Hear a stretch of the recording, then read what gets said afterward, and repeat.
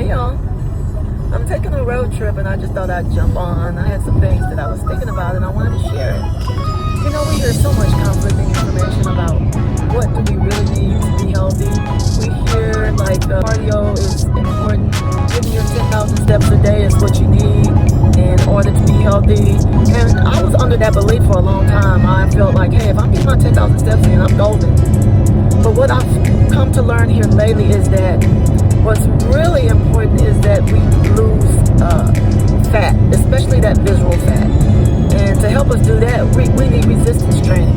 And they talk about the importance of resistance training, the importance of lifting heavy weights and progressive overload, how important that is. That's increasing the weight load on our body in order to keep improving. So you hear that, hey, it's important that you're eating your protein, that you're building muscle, that you're losing visceral fat, that you may not necessarily need the cardio, you may not need those 10,000 steps a day. We hear all of that. But then you hear others say, wow, I lost so much weight when I was walking every day, when I did my 10,000 steps, when I did 15,000 steps, I lost weight. Well, now you're scratching your head, so what do I do? What's right? What's going to benefit me the most? Is it cardio? Is it resistance training? Is it the 100 grams of protein every day? Is it that I need to make sure that I am losing visceral fat? Or is it a little bit of all of it? So I think that my standpoint is, just from what I've learned here recently, is that it's a combination. We need the cardio. We need our hearts to be healthy. We want to lose the weight, but we also want to lose the fat. So we need to add in that protein that we need every day to build muscle. And a muscle displaces the fat, especially that visceral fat that we don't need. So I came across this video, and I think they really do a great job of explaining why we need the cardio, why we need resistance training, and how it's going to benefit us most. And it's really important that we understand what's going to work best for us, because every person is an individual, and what works for someone else may not be the best thing for you.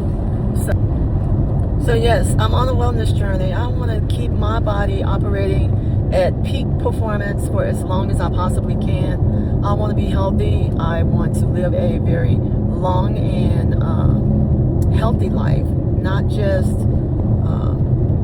surviving, but thriving. That's important to me as I get older. So I came across this video that I wanted to share with you because I think it explains very well why we struggle so much with what's best. Is it cardio? Is it resistance training? Do I need the 100 grams of protein? Am I making sure I'm getting adequate sleep? Am I drinking proper amounts of water? All of that. All of that is a factor when we're thinking about our wellness, our health, and on this journey. So let's take a look at it together. And I'm going to go out on a limb. I think you're going to enjoy it. I think you're going to learn something from it. Okay, let's take a look. I'm hearing you say, and walking is it's not enough for bone. It's not enough for muscle growth. As a geriatrician, we would see those individuals that all they did was walk. Yes. Yes, walking is important, but is not going to maintain strength and those bigger muscle fibers. Yeah, all movement is good, and it's going to be net productive for any health measure. Just moving around more is a net positive thing. But if we want specific adaptations to muscle, bone, cardiovascular system adaptations, you do need enough of a stressor and a stimulus to drive that adaptation to actually get those benefits. Everybody knows it's not enough. Walking should become a baseline, not a physiological stressor for that exercise adaptation, right? I'm sure you've heard like the new term is powerpenia, and we start to lose power. Have you not heard of this? Okay, so we start to lose power faster than we lose strength as we age. And that's like your ability to catch yourself when you fall or get up out of a chair quickly. Do you think that's because people are not training power? Well, no one trains unless you're an athlete and you're 20, you should do it. Exactly. So I want to touch on this plyometric component. Do you think that everyone should be doing some kind of plyometric? So the two things that bone responds to very well is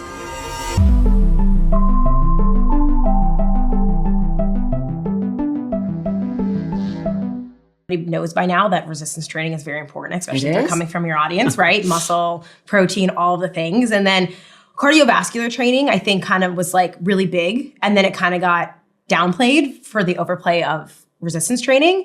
But I think the overplay of resistance training, well, you think? the overcorrection of the lack of resistance training, I would say. And it's funny because I've become known as like this cardio girl, but I am a true little meathead, honestly, at the end of the day. And I actually really got started into fitness with resistance training, but I loved endurance and cardiovascular training because I was an athlete growing up. And what I realized when I, started to get into my master's and my PhD, and when you look at the exercise guidelines and all of this data and literature, is like the best health benefits come from a fitness training program that encompasses both in some capacity. And so from a both training perspective, most athletes are following a concurrent training model. They're doing some degree of resistance training and cardiovascular training in different varying percentages, depending on what their goal is or whatever they're trying to achieve. But then we look at also like the prescription for health, we see a combination of resistance training and cardiovascular training. So I mean, hybrid's been really trendy. I think, that's gotten really popular in the last few years. It was not a thing when I started to like be in the hybrid space. My friend jokingly called me the queen of hybrid training because I was kind of like adapting it and talking about it and doing it before now it's like everybody's doing it. And how would you define hybrid training? Yeah. So I was going to say, I use hybrid training kind of as my Trojan horse of getting people to do cardiovascular resistance training, but it's really just concurrent training. And so most people, hybrid training is trendy. So if people want to use the term hybrid training because it makes them feel good about the exercise they're doing, absolutely do it. But hybrid training, more so in the literal sense, is taking two or more modes of fitness and trying to maximize your fitness and capacity in those at the same time. Where in the science, it's more often referred to as concurrent training. It's not actually called hybrid training in any of the research done on it. It's called concurrent training.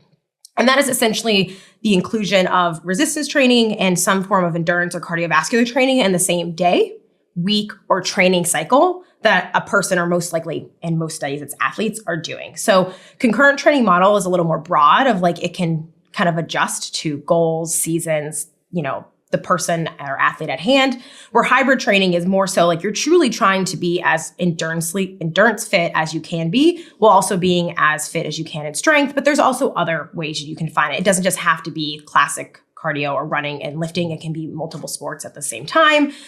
There's a lot of variations in it because it's just kind of made up at the end of the day. But essentially, it is just a more modern fitness term for what is concurrent training coming from the scientific literature. Would it be something like the following? A newbie to training is lifting 3 days a week and then doing 5 days a week of cardio. Yeah. Would that be considered concurrent? It's never too soon to set a fitness goal. And honestly, I think a lot of people might find it more rewarding because if you set the goal of like, hey, I want to deadlift my body weight, right? That's a great objective to work towards than just like, I just want to change my body or I want to XYZ, which can be sometimes not as fast of a process as we want it to be or as quickly rewarding. And it gives you something to work towards and it gives your training meaning.